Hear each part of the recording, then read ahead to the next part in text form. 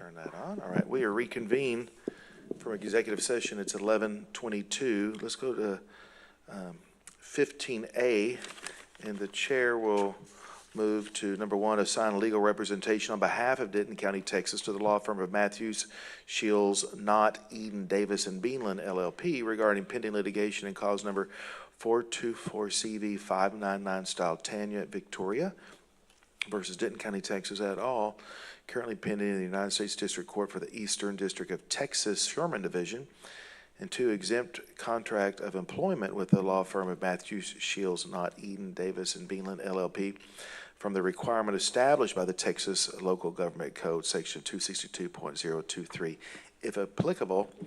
And three, authorize the Denton County Judge to sign a contract of employment with the law firm of Matthews, Shields, Knott, Eden, Davis, and Beanland, LLP. The chair move for approval. Second. Second by Commissioner Williams. Any discussion? All in favor say aye. Aye. Any opposed? Motion carries unanimous. Let's go to, we did pull item 15B on executive session, so there'll be no action under 15C.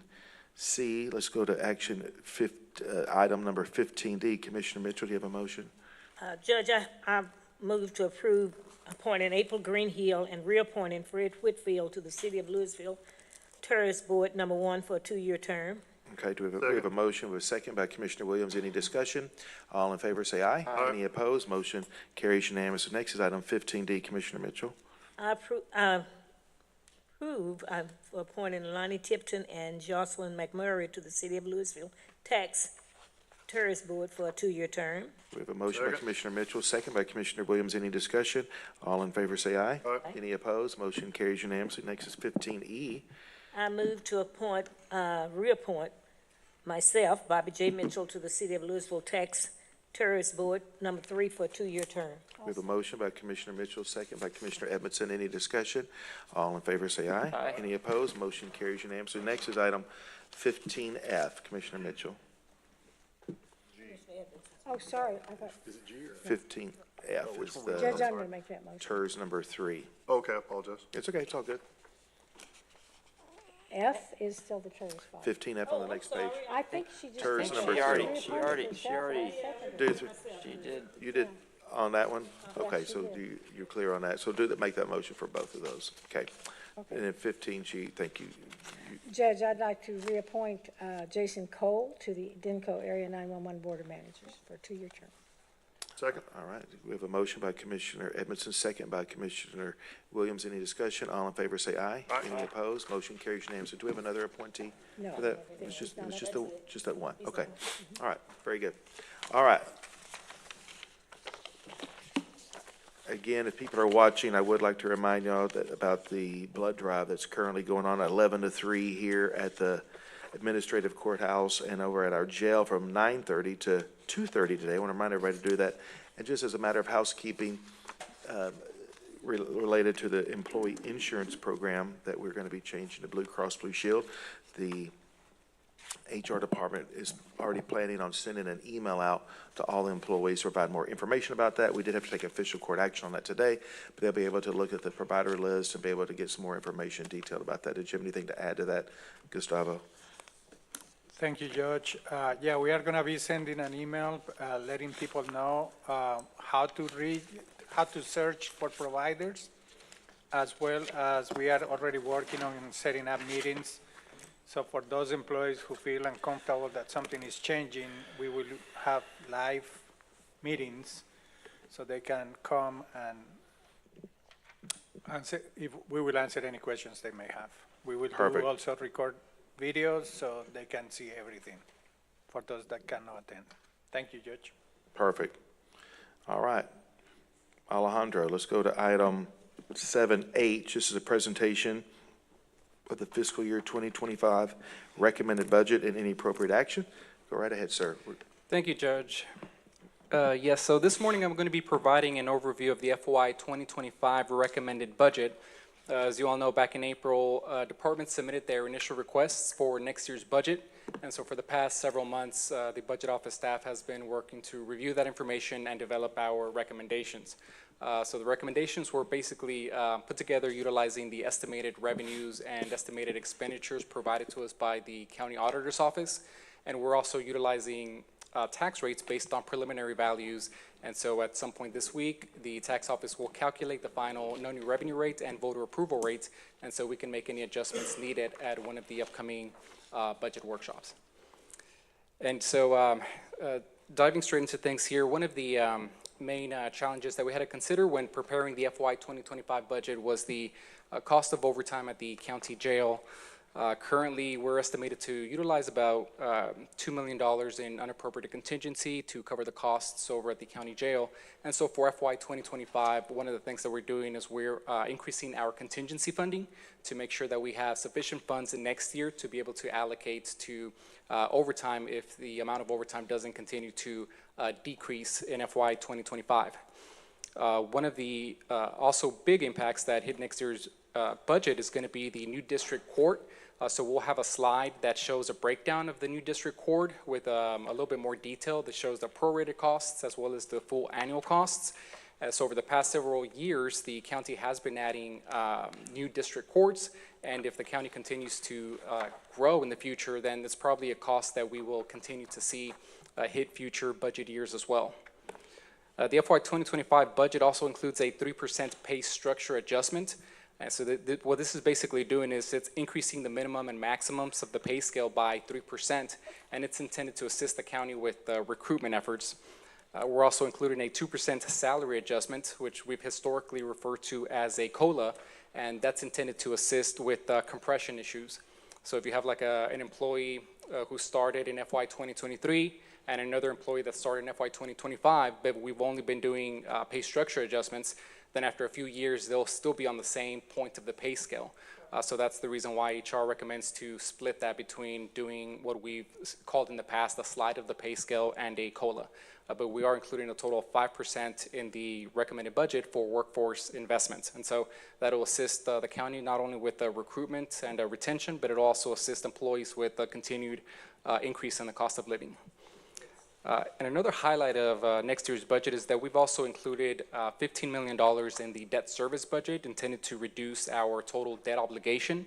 And so that's intended to do a couple of things. Number one, it's going to save taxpayer dollars by paying off high interest debt, but at the same time, it's also going to leave some capacity there for future debt issuances if needed by providing some stabilization to the debt rate.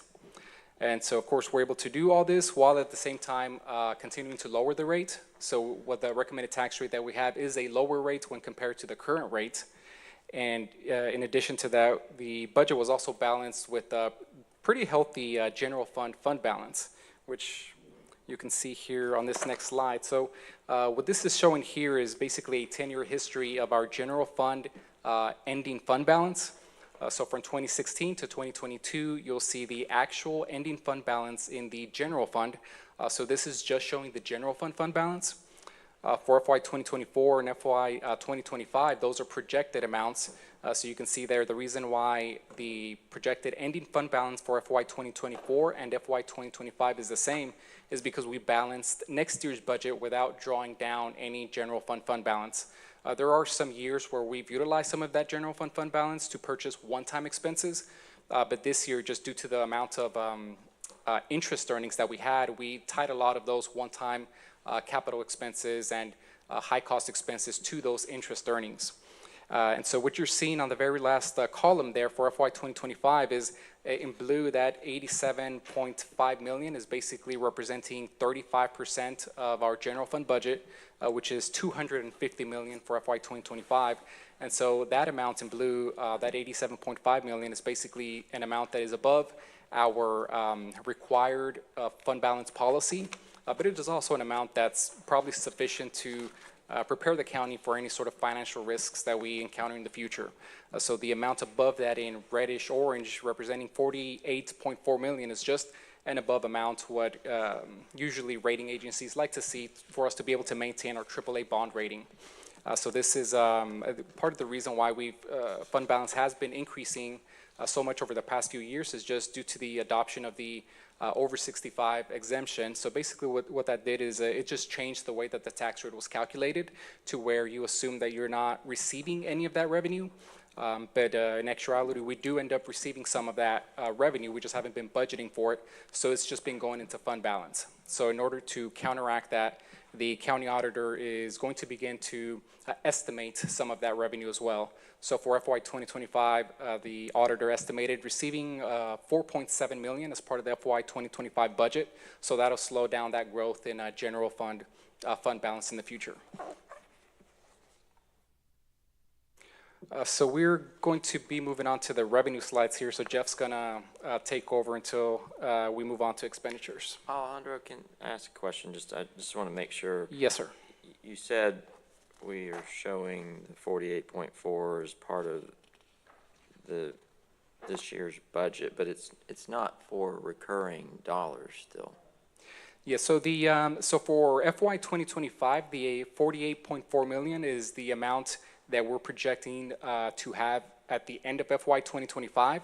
Oh, okay. That is going to be above the 35% threshold that we try to shoot for. So in other words, that's really an amount that's even above just what we recommend to keep in general fund balance. So if, you know, the Corps wanted to, let's say, transfer that funding to the permanent improvement fund as an example, then that would be an appropriate use of. It's out of the general fund balance. It's a transfer mechanism. Is that what you're saying? It could be used, yes, it could be a Right. transfer. I just thought I heard you, and I'm sure I misheard you, say that will be used for our budget. I think I misunderstood. Yeah, so there were some years in the past where we've tried to use some of that fund Right. balance for one-time expenses. Right. But something that Jeff's going to talk about is the amount of interest earnings that we've had. So for Right. that reason, we haven't needed to use any general fund balance for one-time expenses, and it's not being used for any recurring expenses either. Very good, Yeah, thank you. great question. Thank you, Judge and Commissioners. I would like to point out on that fund balance too, that in order to use general fund balance, it has to be part of the adopted budget. You can't use the fund balance during the year unless there's an unforeseen emergency. I think Got that's it. how the law says it. So anyway, I just wanted to point that out. Anyway, I'm going to be going over the revenues in the 2025 budget. And you see on this slide, we have 8 different categories of revenues, which are property taxes, motor vehicles, registrations, intergovernmental revenues, fees of office, fines, interest, miscellaneous, and fund balance reserve funds. Fund balance reserve funds is really not revenue, but it is a funding source. So Yeah. it's money that we already have. So just wanted to point that out. This is a pie chart showing our revenues, and as you see, property taxes dominate our revenues. That's 78% of our revenues, so we are very dependent upon property taxes. Everything else is less than a quarter of our revenues. You see we have 4%, and this is countywide, this is not just the general fund, but 4% of our revenues or funding sources comes from fund balance. Interest, to me, is interesting, not to be punny, but it's 4% this year, and just a couple of years ago, it was less than 1%.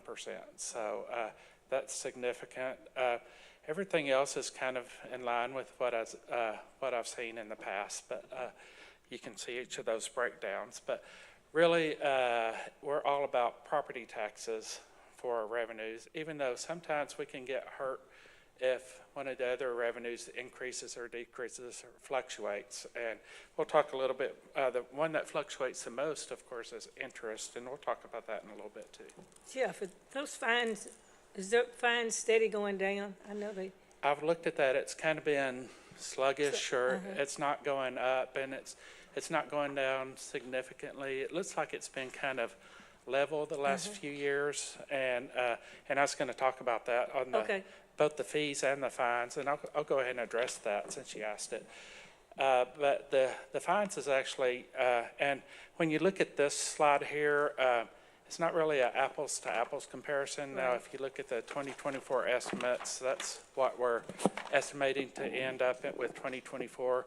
2025 is the budget, which is, when you compare budget to expenditure or to actuals, it's not really apples to apples, but it kind of gives you an idea of what things look like. Now, both the fees and the fines were kind of sluggish, I guess is the way to describe it. You see my estimate for fines is lower than the 2024 estimates, but I tend to be a little bit conservative on that. I'd rather be low than high, and so I'm kind of expecting it to kind of come in about the same, and same with fees.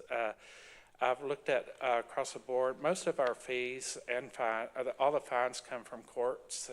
Most of the fees do. And there's a lot of reasons why it's kind of sluggish. Most of it's due to legislation over the last few years. One thing that people can do with fines and fees is pay for it with community service, which doesn't put any money into our coffer. Also, the fines and fees can be paid out over time during their probation, I believe is how they do it. So we don't get to record the entire fees and fines, as soon as the case is, unless they pay it. So district courts, they can pay out longer because the probationary period's usually longer. And so there's some other reasons too why they're kind of sluggish. Like I've talked to the DA's office about this a while back, 2 or 3 years ago, but they were mentioning our, I guess, marijuana arrests are down. I know, and so that has an impact on our revenues. And also DWIs, they said were down back then because of ride shares. And so, and that's kind of a newer thing in our society. And of course, and we have more than just Uber and Lyft here in Denton. We have other ways, and that helps with DWIs actually, but it doesn't help our county revenues. No, it doesn't. That's right, which is a good thing. So now I want to talk about the taxes up there. You see our 2025 budget for the tax budget. It's almost equal to 2024 estimates, and that's because the 2025 budget does not include the deferrals, except for Alejandro mentioned the $4.7 million that we're adding in for deferrals. And I'm being cautious when I do that because I don't want to get up to a point and then suddenly drop off $4.7 million from the budget. I don't want to create a bubble that puts you in a bind. So I've been talking to Alejandro about kind of easing into it so we don't have a situation in a future year. So anyway, but we did get our estimated appraisal. Yes, we got it. I'm sorry, estimate our certified numbers yesterday. And so we know more about where that's coming in. We haven't done all the calculations yet, but we should be working on our our no new tax rate calculation here shortly and have those numbers. So, So Jeff, does the 324 represent the certified roll or no? it does, plus another 4.7 million. Right. So we actually added that. Otherwise, it would have been less than the estimate or what we would end up in 2024. Right. So I do expect it to come in a lot higher because 4.7 million, the actual amount we're going to collect countywide is that's probably about 25% of it. So I'm going to spread this out and then kind of ease off of it whenever we reach the target. And I've been looking at deferrals to see how much has been collected. I don't want them to suddenly increase and then have a shortage. So, Jeff, do you remember what was our 2024 budget? It was around 320. I'm sorry, 304 or 5 million, I believe, total for the county. I'm kind of. Oh, really? Yes, yeah. So we came in around 20 million, or maybe it was 19 million over, something like that, over the estimate for taxes. So it was fairly significant. And most of it is deferrals, but there's other reasons for that too. And But just considering basically what certified roll last year and certified roll this year, there's still a significant increase, yes, which doesn't really look that way when you just look at this, right? that's But right. And that's where I was talking about Yeah. it's not an apples to apples Right, comparison. right. And that's why. I was trying to find a couple of apples to Yeah. compare. I think you found an orange. Okay. But, anyway, but that's how that works. And, Make one observation. Sure. It's great to have the certified tax roll on time. yes, it So is. I'd like to applaud our Very pleased. In fact, it was a Appraisal little bit appraisal early. district for getting it out. It's amazing. Yes, it was, actually came in early, so I was very pleased. I was wanting to talk about intergovernmental revenue. This is another area that tends to be different. 2023 and 2024 include all revenues. And the way grants work is we don't recognize the revenue until we earn the money, and we earn it by spending the money. So like ARPA funds, we don't even have recorded as a revenue yet, except for the money that we spent. So we have around, I think it's around 110 or more million that we have sitting in the fund balance, something like that. And that has not been recognized yet. So because of that, in 2025, in the 2025 adopted budget, we don't include most grant revenues. So that 14 million does not include grant revenues. For the most part, there's one or two minor exceptions. So just to keep that in mind, so the actual amount that we're going to recognize is going to be probably significantly more if we spend ARPA funds, which I expect us to spend a lot next year. Right. Auto registrations, they've been increasing every year. More cars. And the only reason they could increase is because we have more of them. So I guess we have more cars on the road, which is why we're having to sell bonds. Jeff, on that, I'm sorry that I don't know Yes. the answer to this, but of that $16 million in auto registration, does that include funds that go to the state? Or No, That's all, okay. That's only what the county receives. Okay, got it. Thank you. So the state gets a lot more money than we do for it. And that 16.3 is kind of a conservative number. It'll probably come in more around 16.6 to 16.7. Is what I would guess. But I'd rather be on the low end than the high end, especially on the big numbers. Right. So miscellaneous is, you never know what that's going to do, but it looks like it was fairly consistent. Well, it dropped $1 million from 23 to 24, but that one tends to fluctuate. It contains a lot of different things that, but it's not a significant part. It's not something that we really rely on. Now the interest earnings, that's what I wanted to talk about there. You see we're estimating $21.1 million to end on 2024. I think that's conservative also. I think it's going to be even bigger than that. I was thinking the general fund was around 12 or 13 million of it.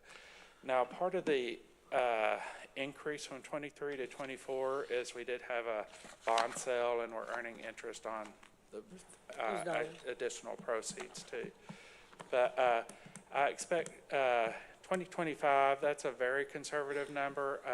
I have concerns about us relying on this. I was talking about I don't want to have a bubble pop if interest rates or interest earnings suddenly drop like they were just 2 or 3 years ago. It could put us in a bind. So I've been talking to Alejandro about not just identifying one-time expenditures, something that doesn't reoccur, so we don't have a situation where we have a tight budget because all of a sudden interest rates drop.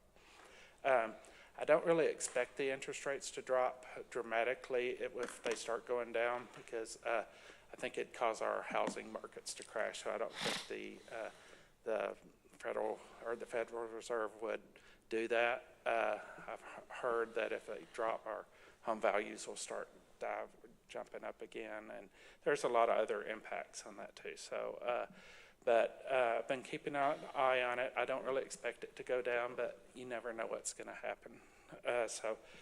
I put estimated 16.7 million.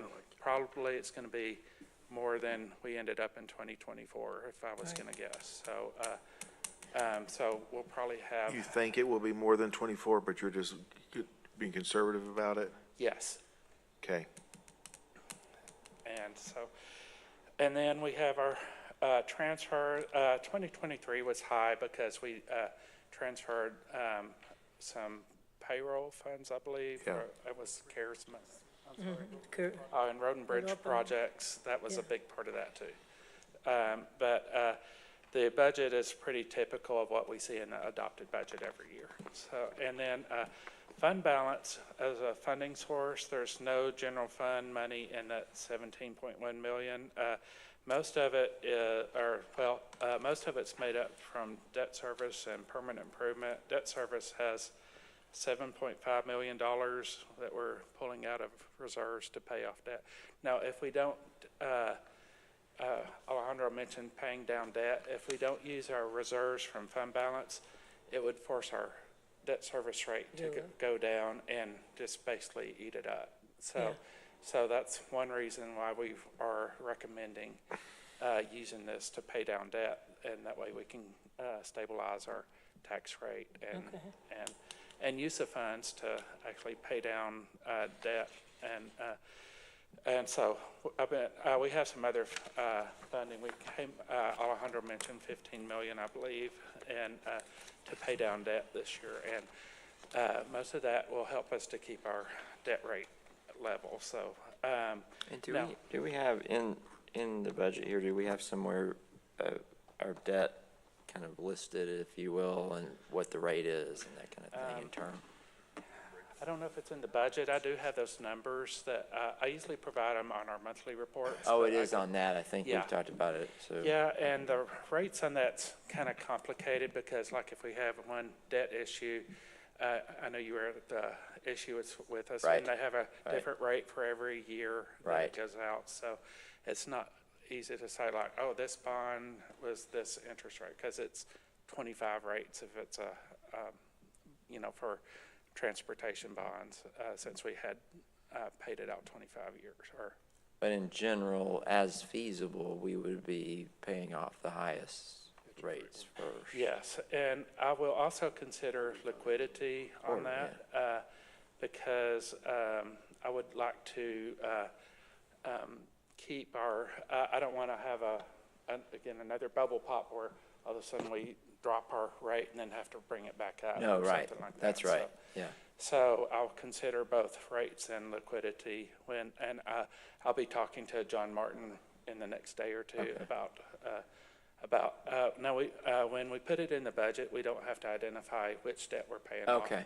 We just have to say this is going to be it. That's Reduce correct. that. Got it. Okay. And in fact, he said we don't even have to use it next year. We can just designate it for that purpose, and when it's the best timing for us, we can do that. So, Okay.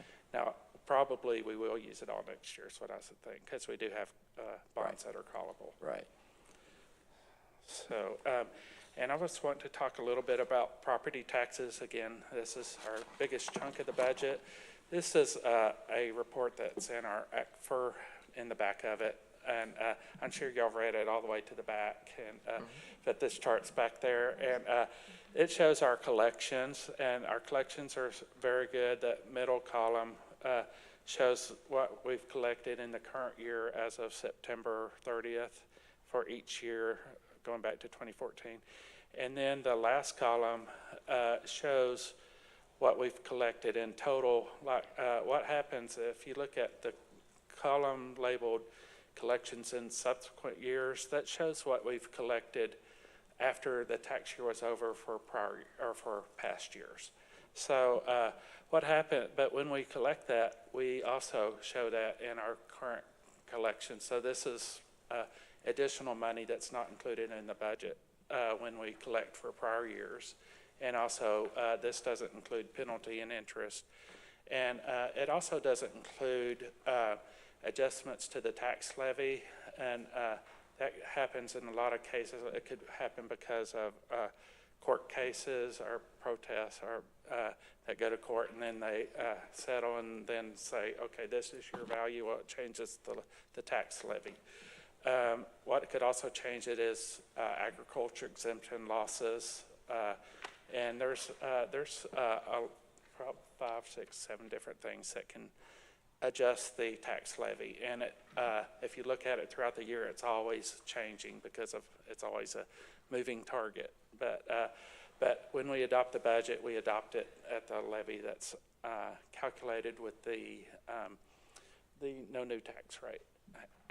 But throughout the year, again, it tends to go up. So the levy that's reflected here is the adjusted levy, I believe. So if these numbers don't include the penalties and interest, how do you get over 100%?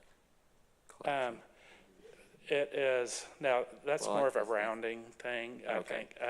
But it was, you really can't, but what can happen is we also have the deferrals, and that didn't happen back in 2014, but those are not included in the tax levy. Okay. And I don't think they adjust the levy when they collect a deferral.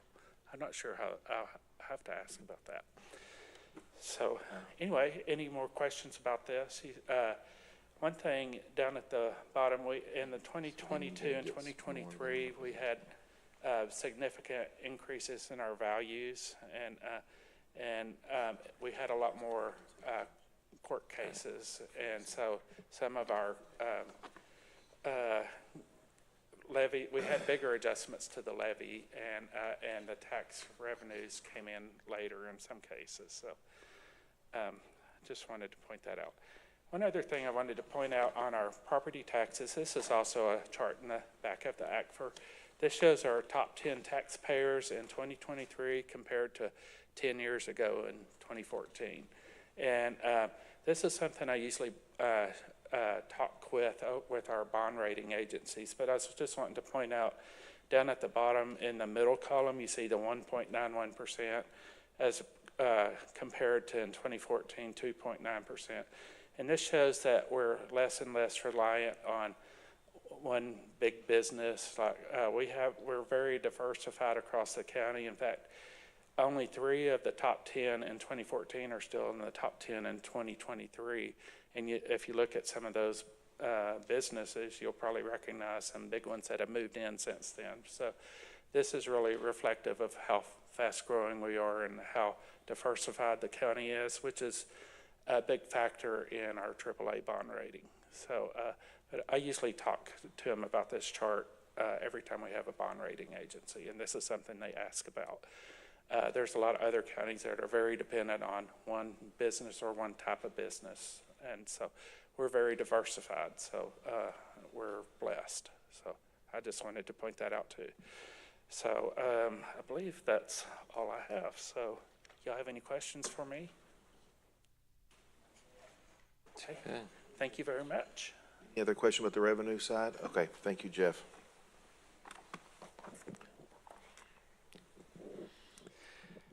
On this next slide, you'll see a breakdown by fund that's basically comparing the FY 2025 recommended budget against the current year FY 2024 adopted budget. So the largest increase here is in the general fund, which is at the very top row. That's increasing by 13.9 million or 5.87%. But that's because the general fund, as you can see there under the recommended budget column, is by far the largest fund that we have as part of the budget.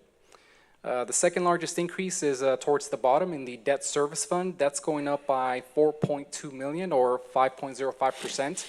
The debt service fund, as a reminder, is funded entirely through the debt rate, whereas all of these other funds that you see listed, if they have a tax levy, they're funded through the M&O rate, and the M&O rate is what we have, what is capped at the 3.5%, where you can't generate more than that much revenue from one year to the next. But overall, the total increase in the recommended budget is 22.9 million or 5.79%. That's about $2 million less than the prior year, just for reference. And on this next slide, you'll see basically what makes up that total increase broken down by area. So as you can see here, public safety does make up the largest increase in the recommended budget at about $6,057,000. And on the right-hand side, you'll see just some of the highlights as to what makes up those various increases. So there is an increase that's being projected for inmate food, partly due to the impact of inflation. And some of that is also because that food includes food for the detention officers. So they've been filling some of those DO1 positions, and that's the reason why they're projecting an increase in that food contract. It also includes the impact of some new positions, and I'll be going over the new positions in detail in one of the upcoming slides.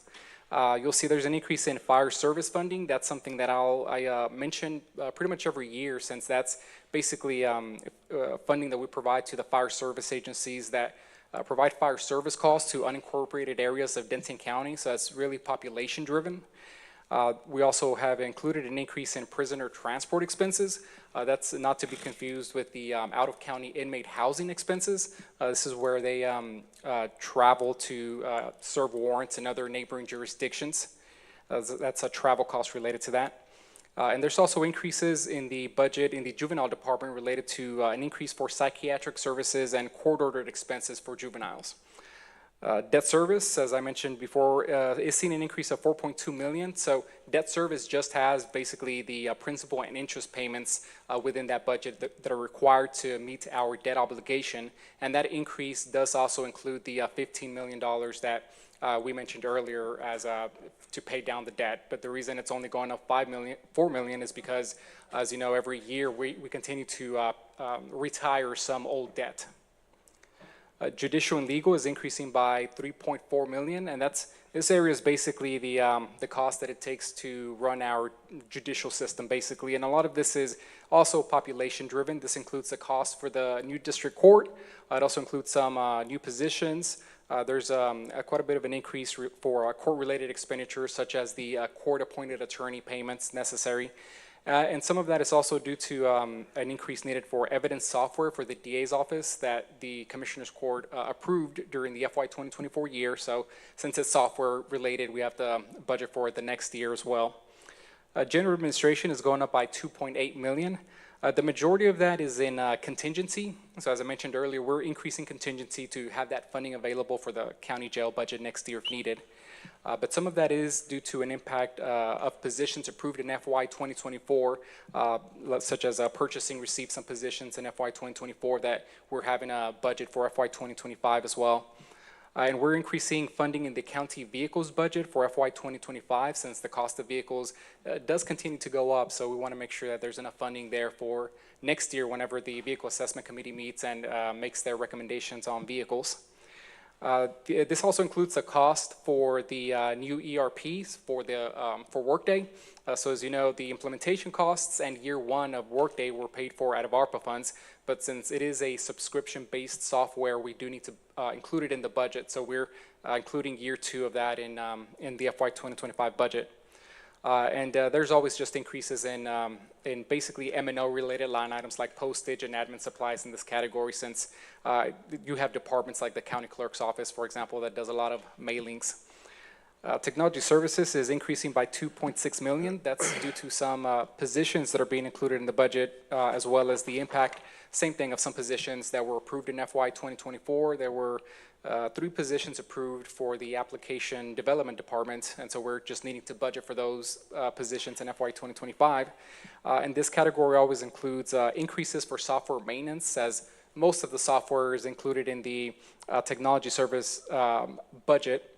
But we also have some technology equipment maintenance that's related to capital technology projects that's being budgeted for in the general fund, and you'll see that that's incorporated into the CIP as well, but it's being paid for out of the general fund budget. So this is one of those capital project expenses that I talked about, where we used to use some general fund balance to fund these type of expenses, but we're tying that into some of the interest earnings that we have budgeted for next year. Road and bridge and road. Yes, sir. Before you go on to the next page real quick. So under public safety, I don't see and I'm asking this because I don't see a little bullet point for it. So is this not included in there, the overtime and out-of-county cost?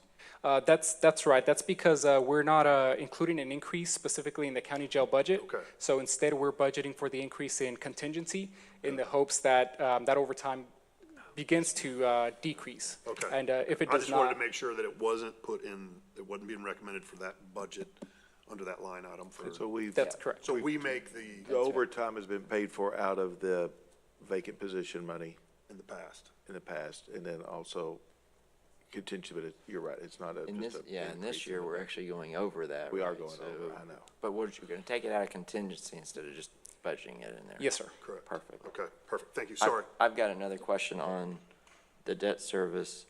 The 15 million to pay down debt, that's, is that just the recommendation amount? Because we can, that's what we were talking about, right, is using some of our fund balance to pay down debt. Is that, Yes, this is right. This is the recommended amount. So this is basically going to keep, the debt rate is increasing slightly, but the overall rate is going down. And so, but as Jeff mentioned, there is something, I guess it's called the excess debt collections, where you, by statute, have to reduce down some of that debt service fund balance. So you have to include that into the calculation. But what we're including here is basically $15 million included in the debt service budget that's going to go towards that debt pay down. So, but I guess to answer your question, we're not necessarily drawing down any debt service fund balance that will go towards the pay down of this $15 million. I'm sorry, you're gonna have to repeat that. So Yes. say that again. So we are drawing down debt service fund balance by about $6 million that we have to statutorily do it. So that's provided to us by the tax office as part of the calculation. So we do that every year. But what we're doing here is, in addition to that, we're also including $15 million in the debt service budget. That's going to be going towards paying down some of our existing debt. So the funding for that $15 million is not coming from debt service fund balance, but it's just going to come from tax revenue. Really down. Okay. But we are, I thought I heard you say, but I misunderstood, that we are reducing some debt balances with the 15 million. Yes, it's going to Okay. reduce our total debt obligation. Because we're already obligated to 6. That's not Right, part of right, 15 right, million. right. I just, that's why I asked you to repeat, because I misunderstood what you said, because I thought you said something about we weren't actually reducing those fund So balances. really, we're somewhere around 21 to 22 million dollars is what we're actually reducing, if you count what we're statutorily obligated When to you do, add in the debt service which is the fund 6 and some balance. change, and then this is the 15. So is that correct? So not quite exactly, okay. right, so the That's $15 million is basically at the end of, or you could say at the beginning of FY 2020, the 2024 budget, we had a total of $625 million in debt obligation. So the $15 million is going to go towards reducing that. But the $6 million that is being reduced from the debt service fund balance is not going to be used towards paying down our debt. That is just, That's what I heard you say. Okay. So No, that's that is what's just a part of the confusing. tax rate calculation. Okay, So all that's doing is you're drawing that down, and basically, instead of paying for debt by using tax revenue, we're having to use some of that fund balance. right, got it. And In this that may be more for Jeff, but so of the 15 million, that's your recommendation, but I mean, that is something that we could adjust one way or the other. Yes, that's flexible. Yeah. So, and I wanted to add too, that part of that, the reason it's up to 15 million is we do have a lot of interest earnings in our debt service fund too. And part of that is going into, a lot of that is going into the debt payoff too. So we're actually kind of just turning it back in. That's right. Yeah. And we're It's a probably good thing actually, about having a nice fund balance is the interest earnings. Yeah, We- huge. the interest earnings are actually higher than the debt service. We've had. Well, the total debt service. Well, not, yeah. not total debt total. Yeah. service, Total but debt services. But, for yes, whatever, yeah. On right. yes. Perfect. Okay, good, thank you.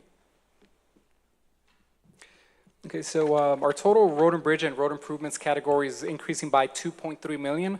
1 million of that is going towards our specific road line item in the permanent improvement fund, and the other $1.3 million increase is going towards the road and bridge fund, specifically or primarily towards road maintenance and the replacements of a lot of capital equipment in the road and bridge fund. For county road and bridge. The public facilities is categories going up by 1.4 million. The majority of that is in the permanent improvement fund, specifically for some CIP projects that are being included in the permanent improvement fund for next year. And I will have a slide on here where you can see the breakdown of that permanent improvement fund with some of those projects listed as well. But it also includes a requested increase from facilities for the repairs and maintenance line item, as well as the remodeling line item, which you'll see on that slide as well as some increases related to the full budget needed for the Briarwood property building budget. Financial administration is increasing by 522,000. That's related to a new position that's being budgeted, as well as for the replacements of some security cameras that are needed or recommended by technology services for the tax office, and some capital equipment that's being replaced for the tax office that is no longer being supported. You also have the impact of some software increases for the tax office that were approved by Commissioners Court during FY 2024, so we're just budgeting for them in FY 2025 as well. Intergovernmental is going up by 404,000. That's mainly due to an increase for child safety programs, as well as for the Denton Central Appraisal District budget, since the budget for DCAT is made up of all the jurisdictions. So when they increase their budget, then we have to increase our portion as well. And the child safety programs, that's basically a fee that we budget for, where we collect we collect revenue from auto registrations and basically have to statutorily provide that revenue to municipalities so that they can use them for child safety programs like the school crossing guard program, for example. The elections category is increasing by 172,000, and that's just due to a presidential election year. So the majority of that is for an increase in election judges and some miscellaneous election-related expenses like paper ballots. Speaking of the election judges, does this include any kind of an increase in what we are going to pay election clerks and judges during this election? I do not know the answer to that, Commissioner. Okay. We budget for the election judges line item, but that might be a Frank question. Okay, I'll check. Thank you. I think Frank, as I recall, when I talked to Frank, I think he is considering that. Increase. Yeah, And we do need to. so it's something we can dive into.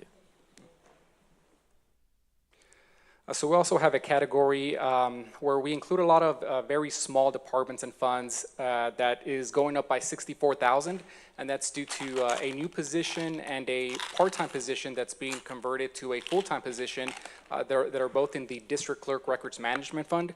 That fund does not have a tax levy, so it doesn't have any impact on the tax rate, and there are only certain things you can use that fund for just based on what you're allowed to use it for by statute. So moving on to the decreases, the tobacco settlement distribution increases some years and it decreases in other years. For FY 2025, we're budgeting a decrease based on that distribution of $60,053. We're also budgeting a decrease for interfund transfers. That's just where we transfer funding from the general fund into some smaller funds where they're not fully supported by the fees that they collect. So all it means is that expenses for those in those departments or funds are down. The public health category is decreasing by 395,000. So even though that's including a new position request, the reason why it's really decreasing is because we used to budget for an immunization grant. So all we're doing is we're no longer budgeting for that grant, just to be consistent with the way we treat all grants. So this was the last grant that we used to include in the budget, but instead all we're going to do is once the grant is awarded, we'll just allocate the revenues and expenditures through a budget amendment, which is how you should handle all grants and contracts. The forfeiture category is decreasing by 585,000. This doesn't represent the amount of forfeiture funds you're receiving. It simply represents a decrease in what the DA's office and the Sheriff's office wants to budget for in forfeiture funds for FY 2025. And to clarify, also all of these areas that have personnel, these impacts do include the 5% in there as well. And this totals the 22.9 million increase in the FY 2025 recommended budget. Here you'll see a breakdown of county services that's basically showing how much of the services that Denton County provides are considered mandated. And really over half of the services that Denton County provides are services that we have to provide by state statute or by statute of the federal government. So this includes basically services like the county jail, the sheriff's office, the cost it takes to run our district courts, for example. Essential services make up about 37% of the county budget, and that's basically made up of things like the cost to have an HR department or a purchasing department, or to pay for the utilities in our county buildings, for example. And then, so really over 90% of the services that Denton County provides, you can call mandated or essential services. And about 9% of those would be considered non-mandated. So that would be like funding that we provide to the libraries or to the social service agencies. It's not, you know, it's not programs that aren't providing a public necessity or good of some kind. We just consider them non-mandated. And then here you'll see a little bit of a different breakdown. This is showing the breakdown between salary and benefits and M&O and capital. So you can see there in orange that really almost half of the county budget is made up of personnel, salary and benefits, and really that kind of shows why it's pretty expensive to do any sort of workforce investment, salary increases, because half of our budget is made up of personnel. And you see here 1% of the budget is made up of a capital. That's basically any equipment that's above the $5,000 threshold, but it doesn't include any sort of like bond funds or tax notes funding, as that is not included as part of the adopted budget. So here you'll see what we're budgeting for our non-departmental contingency. So non-departmental contingency did increase by 1.7 million. Primarily in regular contingency, that's being budgeted at 5.1 million. But in orange there, personnel contingency also increased. It's being budgeted at 1 million. And part of the reason for that is because we're including funding for the positions that are being requested by the tax office. So as part of the recommended budget, those positions aren't being created, but we're instead putting the funding in personnel contingency so that when the new tax assessor comes in, they can make that request from the court in their official capacity. And so all it would require is a budget amendment to create those positions at that time. So the funding is available in personnel contingency. You'll see grant contingencies also went up to 900,000. So throughout the year, whenever we do a BA to allocate funding for any sort of grants, we also transfer the funding necessary from grant contingency to make it clear to the court how much of those expenses are being covered by the grant versus how much of those expenses the county is having to cover as well. Okay, so here you'll see the breakdown of the permanent improvement fund for next year. So really the majority of it is being made up of reserves as well as road planning. So we do always budget reserves there for any sort of unanticipated expenses that come up, so we have funding available to be able to allocate to those capital projects. Road planning is increasing by 1 million, so it was budgeted at 6 million for FY 2024. It's going up to 7 million. But you also see some projects that are being included as part of the CIP, like the historical park and the jail kitchen laundry stucco. If you look at the remodeling line there that's budgeted at 1.5 million, 500,000 of that is also for 2 smaller CIP projects. So we're just budgeting $1 million for remodeling for FY 2025. That is an increase from the prior year. And that's really intended to fund facility improvement requests. So facilities will present those facility improvement request projects to Commissioner's Court next week. And so that $1 million is intended to fund those projects that facilities is going to present. Repairs and maintenance is showing a $1.5 million budget. That is also an increase from the prior year. And that's intended to fund any sort of repairs that are necessary for the upkeep of county facilities. Here you'll see the library funding that we're including as part of the recommended budget. So library funding is going up by $10,200, and that's population driven. So these are 11 participating libraries out of 17 public libraries in Denton County. Basically, we provide them funding, and they provide full access services to all Denton County residents at no additional cost to the residents. And it's all formula driven as the population in Denton County continues to go up, as well as these municipalities. The funding that we provide to these participating libraries increases.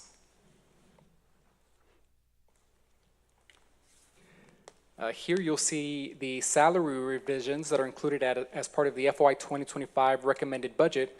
So as you can see here, the only thing that has a financial impact are reclassifications. So the financial impact here of $75,931 is about $200,000 less than it was the prior year. Title changes, of course, have no financial impact. The only equity adjustment that was requested was not recommended by HR. And there are 2 positions in the other category that don't have a financial impact related to a salary revision, as those positions are being moved to a different pay structure. So the total financial impact is $75,931 for all salary revisions. So as part of the budget, we received a total of 58.75 full-time equivalent position requests. So, and out of those, we included 29.75 positions as part of the recommended budget, which has a financial impact of $2.8 million. We also included the deletion of 2 positions in the budget, which are the Assistant Facilities Director, as well as an Records Management Analyst position for the Records Management Department, which does provide a savings of $206,000. And so, yeah. And so one of the important things also to mention on this slide is that, as you can see here, the total financial impact for all position requests would have been $5.7 million. So really, in order to fund, if we were to want to fund all position requests, the only way to be able to make something like that work is, we'd have to reduce what we're doing for salaries from like 5% down to 2%, or we'd have to start reducing current level services. And that's just because, once again, we're capped as to how much revenue we can generate. So sometimes it's, as far as position recommendations, it comes down to a matter of how much we can afford to do without having to make drastic reductions in other areas. So the total net new number of positions being included is about half of what was requested as part of the budget. And once again, as you can see from the bottom there, these figures do not include the tax office position request, but that funding is included in personnel contingency. So here you'll see a breakdown of those departments that we're recommending new positions for. On the left-hand column are those departments that are receiving 1 position, and on the right-hand column you'll see those departments that we're recommending to receive 2 or more. So starting at the top left there, we are recommending to absorb the drug court program manager position that is currently being grant funded. So we would basically absorb the cost of that position, which would free up the grant funds to be used for additional drug testing for drug court participants. We're also recommending a deputy constable for Constable Precinct 6. That's based off of workload measures that we track as part of the constable statistics report that we do. We're recommending a financial analyst for the county treasurer's office that's going to be responsible for administering the hot tax program, which they recently became responsible for. We're recommending a deputy fire marshal for the fire code enforcement department, or the fire marshal's office. We're recommending a senior secretary for the probate court number 1, and an epidemiologist 2 position for public health that's related to workload as a result of the increase in population in Denton County. We're recommending a fleet and fuel card coordinator for the purchasing department. And on the top right, you'll see that the 3 positions needed for the new district court are also included for the judge, the court reporter, and the court administrator. And we're also recommending 2 positions for the criminal district attorney's office. That would be the victim intervention specialist as well as the felony prosecutor. We're recommending two positions, two secretary positions for CSED, as well as to absorb 50% of a supervisor position that is currently being funded by the state. That's due to the requested ratios between caseload and secretaries and supervisors from CSED. We are recommending the two clerk positions that are requested to support the new district court, as well as you also see there's another full-time position, and the .25 is that position that is being converted from part-time to full-time, but it's being funded out of the district clerk records management fund. And for juvenile department, those seven positions include 5 juvenile supervision officers and 2 juvenile probation officers that were requested to maintain the requested ratios between the JSOs and the juveniles. For Sheriff's Office, specifically in the Justice Management Division, there's 2 positions that are being recommended. One is a bailiff to support that new district court, and the other one is a deputy sheriff for the transport unit that is basically going to be escorting inmates to and from court, as well as delivering or picking up individuals on warrants.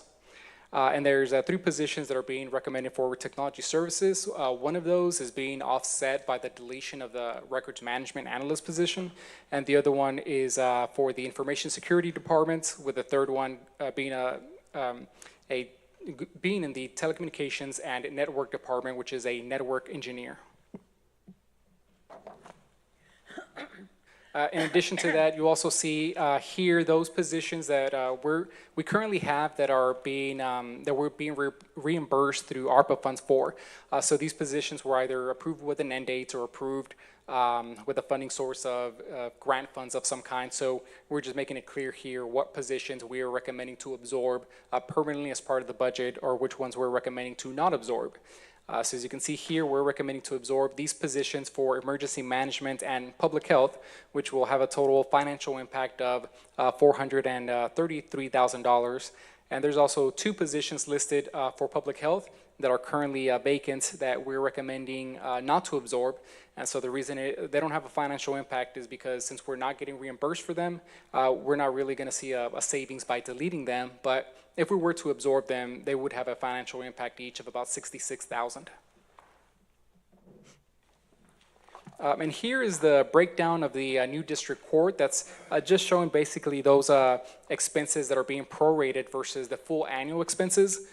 So those prorated expenses are basically reflecting the budget from January 1st to the end of September, versus the full annual column is showing the FY 2026 expenses.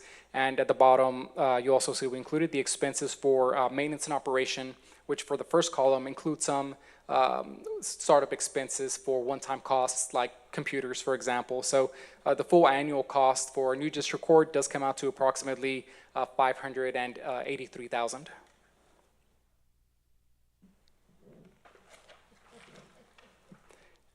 And here you'll see a 10-year history of the number of employees per capita for Denton County. So as you can see here, this is basically showing the number of employees that we have for every 1,000 residents. So we basically have 1.91 employees for every 1,000 residents. And that per capita rate has decreased about 15% since FY 2026. And here you'll see that same number being compared against the other top 14 counties in the state by population. So we do currently have the 3 lowest the number of employees per capita, with Collin County and Tarrant County having a lower number, though our ratio has been decreasing at a quicker rate over the past couple of years. And here you'll see a 10-year history of the adjusted taxable value for Denton County.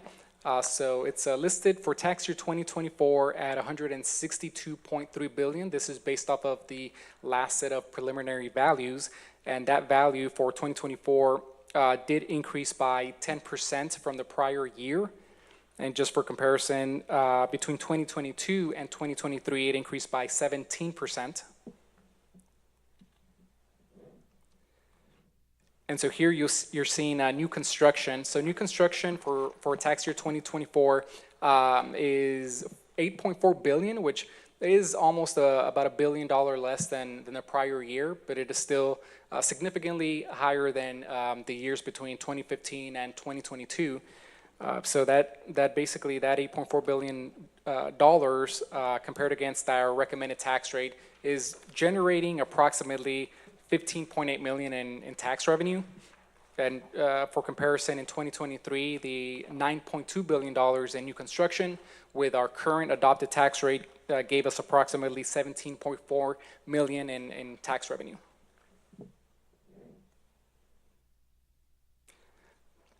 So here you'll see the average home value for Denton County over the past 10 years.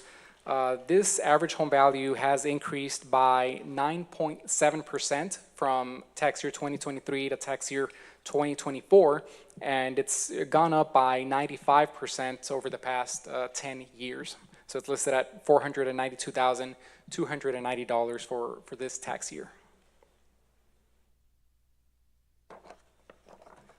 So our total recommended budget for FY 2025 is $419 million. And here you'll see a comparison of the current 2024 tax rate against our FY 2025 recommended tax rate. So as you can see here, our FY 2025 recommended tax rate does result in a reduction of 0.001479 cents. That is below what below the current voter approval tax rate, which was based on those the last set of preliminary values. So Michelle is going to be presenting at some point within the next couple of weeks the final no new revenue rates and the final voter approval rate. So currently we are below that voter approval rates. And again, the voter approval rate is based off of the cap, that 3.5% cap for maintenance and operation. So we're slightly below that.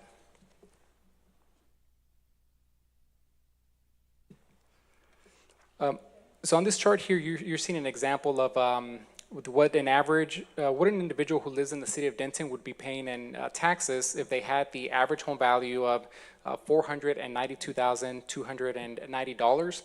So they would basically be paying $9,393 in taxes to the city of Denton, the school district, and Denton County.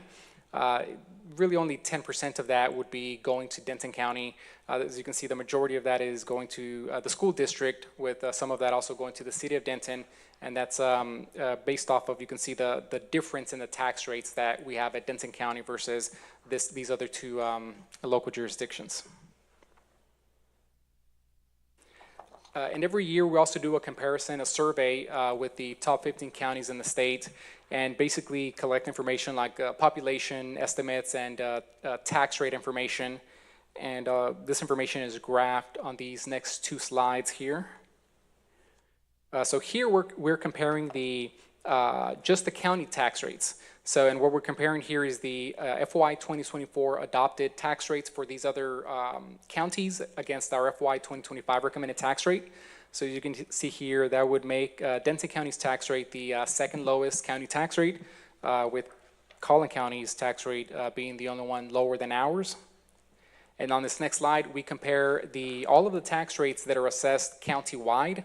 So the reason Denton County's tax rate is the lowest here is because only Denton County's tax rate, that's the only one that's assessed countywide, whereas some of these other counties have other countywide assessed tax rates for hospital districts or community college districts, for example. And here we're also comparing the budget per capita for these top 15 counties.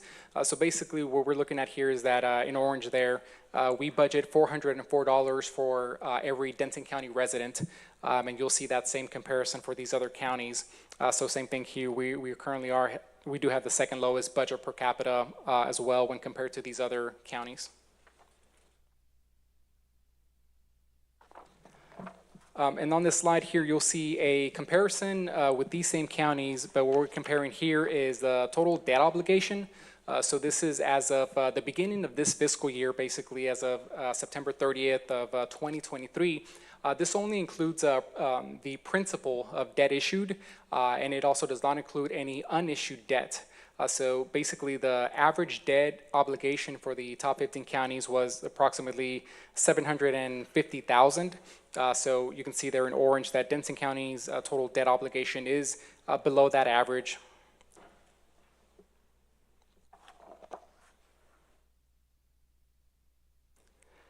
And then here, we're comparing our county tax rate for the current year against all counties across the state, so all 254 counties. And when we compare our current tax rate against all other tax rates, we currently have the 7th lowest county tax rate out of all 254 counties. Last year was the 9th lowest, so we do continue to kind of decrease our rate and are going down in those rankings there. And this information comes directly from the Comptroller's office.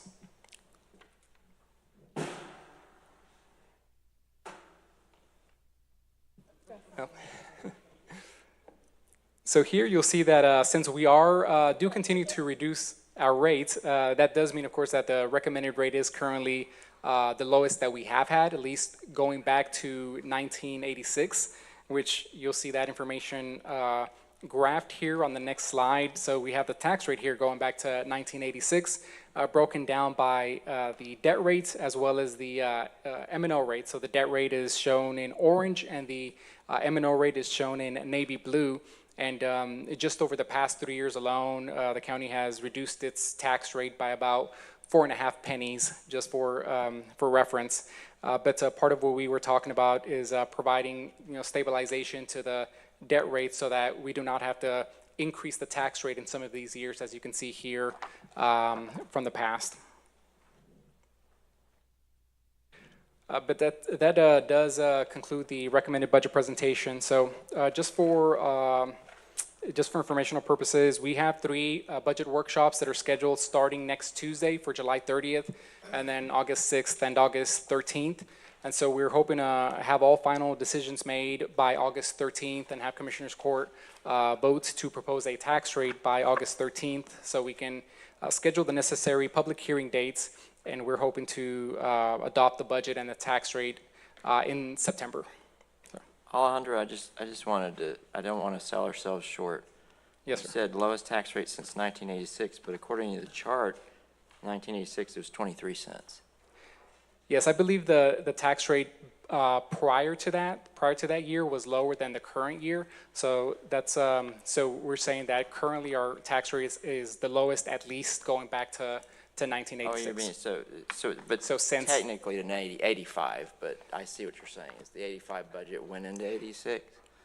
Well, right. So we try to look back as far back as we could on our records, so we can only verify for certain that we have a lower tax rate than at least going back to 1986.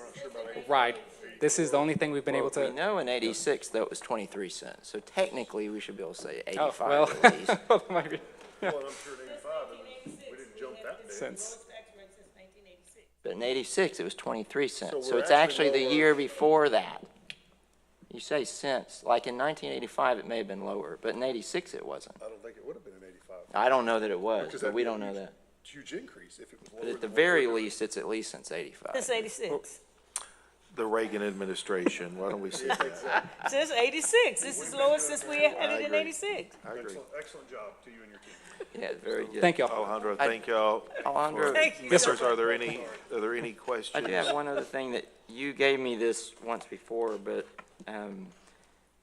if we could know what the, for whatever you want to use, like for every penny of rate, what that's worth, or however you want to rank it, and then also for every percent of salary adjustment we make, what that costs. Oh, yes, we can put that together and send it to you all. Based on our current taxable value, I do know that every penny equals to $17 million. Okay. And every percentage of a salary increase is equal to 1.5 million. So you said for every percent, it's equal to 1.5 mil? Yes, sir. Okay. Well, that's good. That's what I need there. Perfect. Thank you. Judge, Alejandro, Diane. thank you so much. This was a great presentation. And I think it's important for our citizens to realize that even though we're such a fast-growing county and we've got a lot of obligations because of that, what we're looking at is a very conservative budget that still delivers what we've got to provide to our citizens. And I like 86. instead of 85, Commissioner, just so you know. I've learned to say that, but I have. So don't make me memorize a different number. But this is very impressive, and I thank you for all your hard work. Look forward to the rest of the workshops, and I appreciate it very much. Thank you, Commissioner. Perfect, thank you. Any members, any other questions for today? All right, hearing none, we have no other items before the court. Did you want to say something, Jeff? Were you, okay, I know you were hitting the microphone there. All right, hearing other items before the court, we are adjourned today. Thank you.